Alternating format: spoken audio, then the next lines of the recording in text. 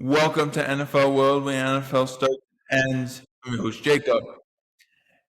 We're recording this reaction video before the Eagles face off against the Green Bay Packers on Monday Night Football. That recap will happen on Wednesday. But before we even recap Week 10's game, we have two bits of news that concern the Washington Commanders and their fans. The first one is the suspension of Daron Payne, who was suspended for one game after punching Amon-Ra St. Brown in the face in I think it was the first quarter of the game. It was remarkable.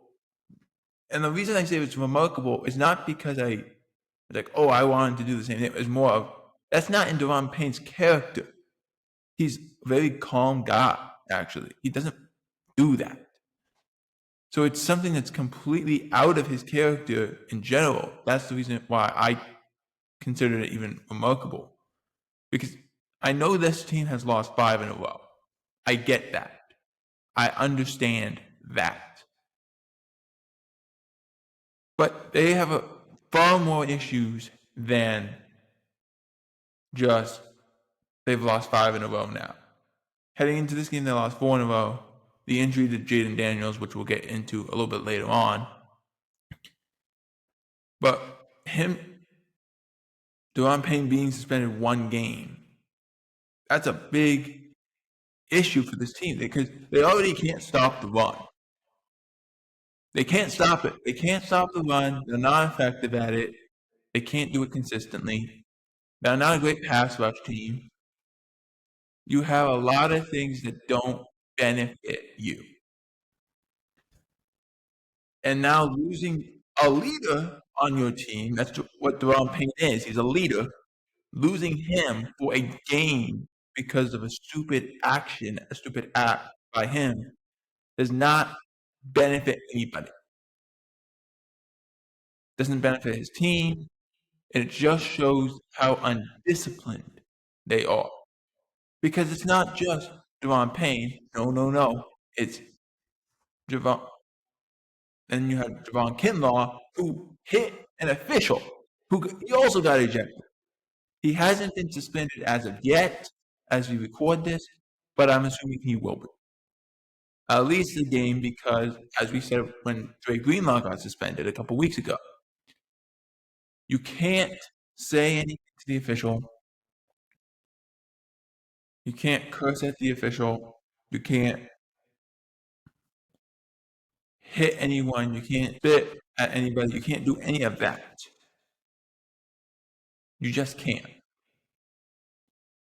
So that's the reason of the suspension for Daron Payne. But for Kinlaw, which I would assume he's also going to get suspended because he hit an official. We'll see how the NFL takes this. But again, it's the lack of discipline at Washington, which I know, again, with the Commanders, they've lost 5 in a row now. They haven't played the best football. Your quarterback is injured. It's not a good showing. But when you have 2 veteran guys who are leaders of this team, they cannot do this. This doesn't set a good example for the younger guys.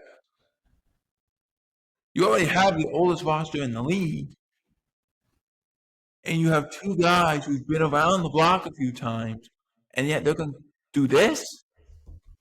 Can't happen. Cannot happen. Cannot happen. Does not work. It's that simple. This cannot happen. Now, let's move into the recap portion of the video where we have the Baltimore Ravens and the Minnesota Vikings. The Ravens winning this game 27-19. First of all, they've won 3 in a row. Great job by the Ravens. Also, understand this. This is something that isn't talked about. It needs to be talked about. Their schedule that they have gets easier in November, December, even in the beginning of January. It gets easier. They still got to play Pittsburgh. Okay. They still got to play Cincinnati. Okay. And they still got to play Cleveland. Okay. But this is not a good team. This is how I look at it. They're not a good team. They're not. They're just not a good team. I would like to see them be a better opponent, but you can only beat the people you face. You can only beat the teams that you play. That's the way it works. Minnesota was probably going to be that team that was probably the most challenging to face. Yeah, that didn't happen. I understand JJ McCarthy's only had 4 starts in his NFL career, and I know he's still considered a rookie because of that. But at the same time, I look at him and I say to myself, there's times he doesn't even look prepared at what he's supposed to do in the situation. And I don't know how to deal with that. He doesn't look prepared. He doesn't look calm. He looks like he's completely unaware of what's supposed to happen around him at times.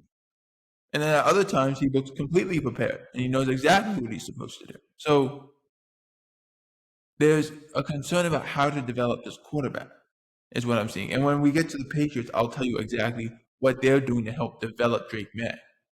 Because the Vikings have to do the same thing with JJ McCarthy. They have to actually try to develop him and not just say, okay, we're going to go and send him this way. We're going to go do this. We're going to still keep what we do best. That doesn't benefit anybody if JJ McCarthy does not help out. He needs to be at his best possible level. And the only way you can do that is by actually trying to develop him in the way that you need to. They haven't played great. He played Detroit. They ended up winning that game. This game, he lose by 8, but really the game wasn't even that close. But I thought the Vikings were at least going to have a chance against this Ravens defense. It turns out they did not. You can't do that level of issue and expect something good to happen. It's just not going to happen that way. You have to be more effective, more efficient. Can't turn the ball over. And when you have a young quarterback, that is more paramount. It's already paramount. It's more paramount that you don't make mistakes. But a great win by the Ravens. You have to give credit where credit is due. They've won 3 in a row. They're back in this division because of how bad Pittsburgh's playing. You have to see that. You're back in it. I believe they're tied now at 3 and 5. It's crazy. It's honestly insane. It's 3 and 5, or maybe it's 4 and 5. I'm not exactly sure, but it's weird. It's weird nonetheless. Speaking of weird, the Buffalo Bills losing to the Miami Dolphins was very weird.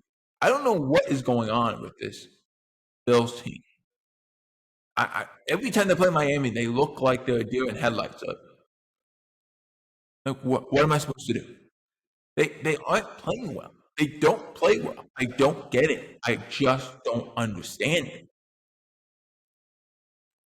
The way they play their game, the way they look at times, they don't look like a team that you say, oh yeah, that's a team that is going to be good in the playoffs. They just don't.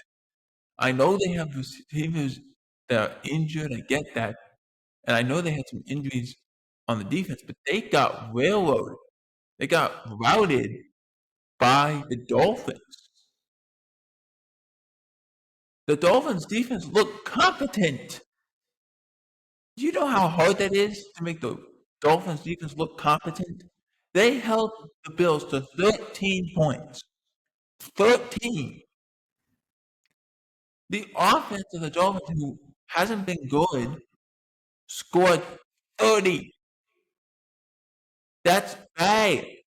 You couldn't get pressure. You couldn't stop the run. You couldn't do anything.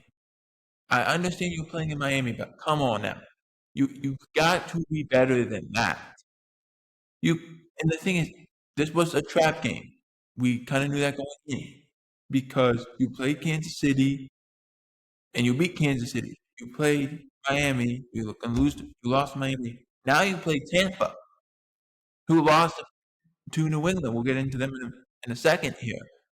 But if you're the Bills, you cannot perform that way. You just can't. There has to be a better standard, and someone has to say something at this point because you can't be up and down as a good team. It just can't happen. For the Dolphins, you gotta give credit where credit is due.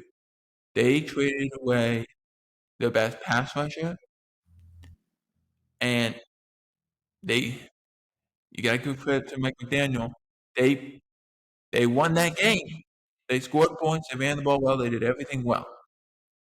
You gotta give You gotta give credit where credit is due, and that's what I truly believe. And I think Mike McDaniel did a great job.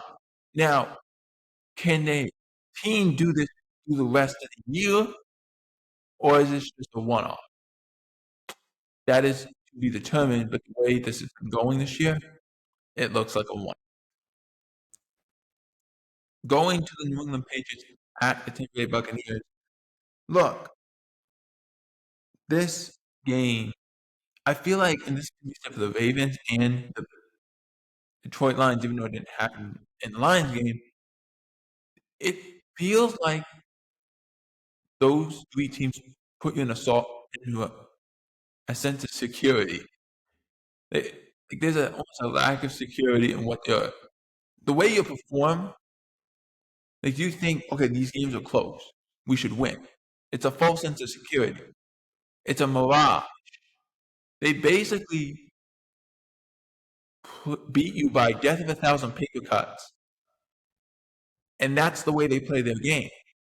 Even though the score says Patriots winning the game 28-23, the game wasn't that close. You got to give credit where credit is due. Trevion Henderson had his first 100-yard game, had two 50-plus yard touchdowns. They were great. They were great. They played great football. You have to give that to them. They were awesome on the ground. Their defense played good. Drake May looked comfortable. Wasn't really making any big mistakes. And it goes back to what I said about developing the quarterback. When you develop the quarterback and you do it correctly, it's a great thing. You have a young quarterback. You brought in a veteran head coach who knows what he's doing. You brought in a veteran offensive coordinator who knows what he's doing. And you said, let's develop a quarterback. That's what you did. You took what Drake May did last year as a rookie. You said, okay, that's a good start. That's a good base.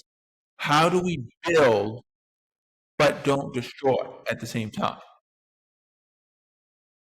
So what you do, you brought in Josh McDaniels, who's been around, especially legendary Patriot quarterbacks. Mike Vrabel's a very smart head coach. He's been around. He knows how to win. They're going to win the game in the trenches, so they're going to run the ball. That helps out a young quarterback. That helps his development, too. You don't put all the pressure on the quarterback. You take that off his plate, but when he needs to make a throw, he can make the throw, which builds his confidence. You don't want to put too much on his plate, but you don't want to take too much off where he doesn't have that confidence. You kind of want to be able to make it throw. Because if you put too much on his plate, he could lose his confidence because he's being asked to do too much. And he might not get that confidence back. So by putting a good amount on his plate, but taking off the stuff he doesn't really need to do, it helps him out. It also makes it easier for him to see what you're teaching him to do. Because if he does need to make a throw, he can make the throw. But you want to win the game with the running of the football. Run the football. Run the football. And that's why this team is where it is. They are that effective. Go make a play on the football. That's what they do. And I said this a couple weeks ago. Whether it's Stephon Diggs, Matt Collins, Pop Douglas, whatever it is, Hunter Henry, whoever it is, their offense can run through. In this game, it was Trevion Henderson. He had over 100 yards. He had 2+ touchdowns. He had two touchdowns over 50 yards. Like these are things you want to do. It also didn't look like he was completely phased. Drake May didn't look completely phased by this defense. They ran the ball well. He made the throws he had to make. Didn't take too much of a beating. That's what you want. from a young quarterback. Don't make the big mistake. Build up on his confidence by having him make some key time throws. Run the football. Control the clock. That's how you're going to win a game. That's why I think what Vrabel's doing with this team is very important. What McDaniels is doing with Drake May and this offense is very important. And that's how you build a good team. It also, with the Bills losing against the Dolphins, gives you a 2-game lead over them. That's very important. That's very important. That matters. So that's what you want to bring as a team. It's a great win. For the Buccaneers, you could say, yeah, you lost by 5. We lost by 5. We can blame that on the bye week. No, you can't. The game wasn't that close. Again, death by 1,000 paper cuts. You are going to get healthier. Bucky Irving is going to come back at some point. Chris Godwin's going to come back at some point. You're getting healthy on this offensive line as Luke Gedeke came back and played in this game. He's the right tackle because you've had so much shuffling on this offensive line. It's ridiculous. And Baker has played well at times, and at times not so much. He's doing what he needs to do. You just have so many injuries at key spots. It's hard. But you have a good backup running back in Rashad White. You have a good wide receiving core, but they're just not healthy. You're playing guys like Ted Johnson, Shepard, Emeka Egbuka is your number one guy after the Mike Evans injury. So you're asking so much, and you're hoping it works out. And at times it has. But you're asking Baker to do so much. It's hard. It's really hard. And sometimes this defense has been opportunistic, but you need it to be more effective than opportunistic. Now, moving on to the final game between the Lions and the Commanders. Lions winning the game 44 to 22. The Lions did everything they wanted. They ran the ball well. They got the ball to Jameson Williams. It worked. Everything worked. Gibbs had 3+ touchdowns. Goff had 2+ touchdowns. You scored 4+ points. You won the game. That's what you all want to do. Your defense held them under 30. There you go. You forced it into a difficult situation. There you go. You forced that offense, the Commanders' offense, basically not be able to do much of anything. That's what you want. There's a couple big points in this game. Let's start with the Lions.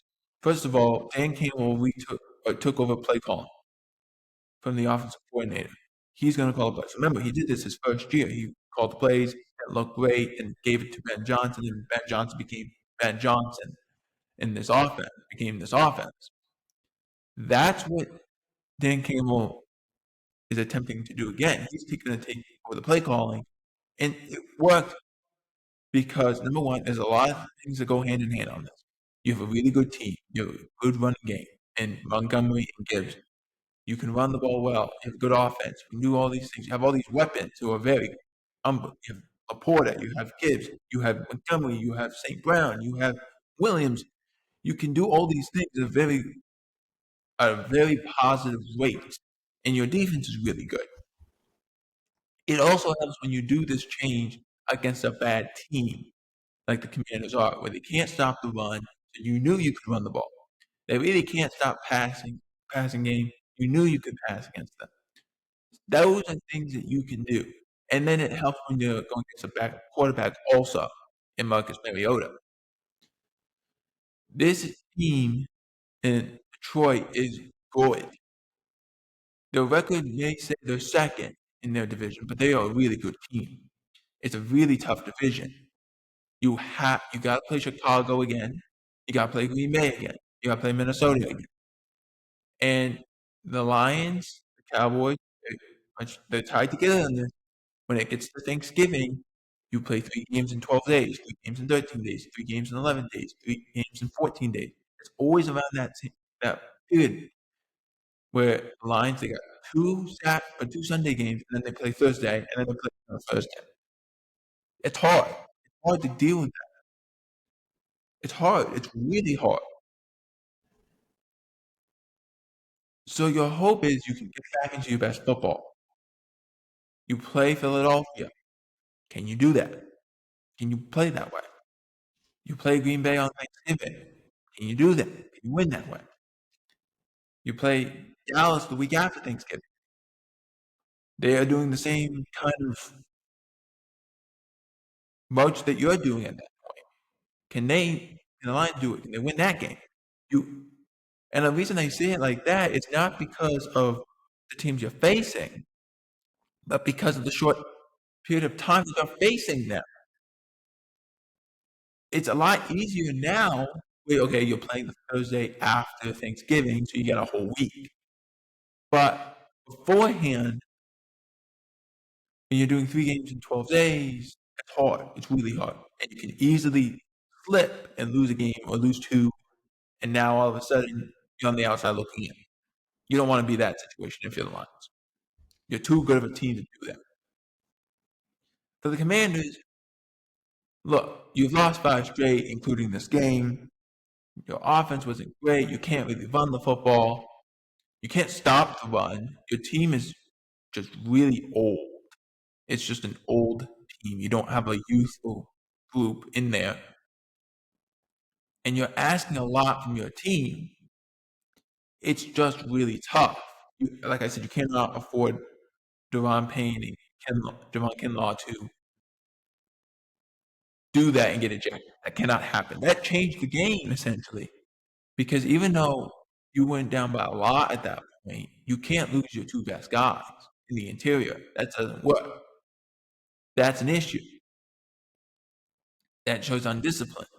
It also shows that this offense, even though they've had injuries to the quarterback and to the offense in general, this offense they have is a little beneath them at times in the way they play, where they don't expand the offense a lot, and when they do, it looks good, and then they go back to these tunnel screens, these running back screens, and that's what they try to win with. Jaden Daniels is in his second year. Like, they should try to expand it a little bit and help him out.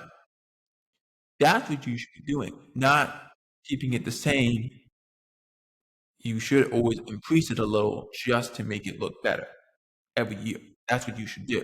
It helps the quarterback out by doing that and develops the quarterback. Before we go, we got the news of Jaden Daniels' injury. It is a dislocated elbow, but he did not tear anything. Let me explain what happened. He dislocates his elbow. When a dislocation happens, you usually tear a ligament. He did not.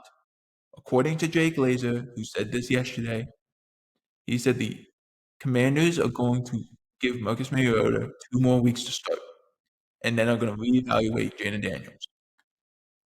And because they didn't put him on IR, so they're not trying to do that. They don't know what the timeline is, but they think he'll come back at some point in the season, and probably at the end of the year. You have a lot of divisional opponents. You still play the Giants one more time. You play the Cowboys one more time on Christmas. You play the Eagles twice in 3 weeks at the end of the year. You do need Jaden Daniels for those games. Even if your record doesn't say that you're in a position, you should go out there because you got to showcase your medal at some point as a team. The way you're playing, you cannot tell the team, and I don't believe that you will quit on Dan Quinn. I just don't see that. But you got to be better than that. You can't be this way. I'm not saying make a change, because I don't think you need to. I think you have the right head coach. I just don't think, with all the injuries you have and the age of your roster, that it's going to get better. But you do have to showcase something, as you are a tough team. And in the future, when we get healthy, we're going to hit that gear again. And it's going to be impossible to stop us. And that's what you have to show if you're the Commanders. Again, theoretically, you're not out of it, but don't think, okay, we have 7 losses now, we're done. Don't think that. Don't let that creep into your mind. But let me know in the comments, what did your favorite team win this week? And also, what is your favorite team's record through 10 weeks of the NFL season? NFL World, I'm Jacob Hubert.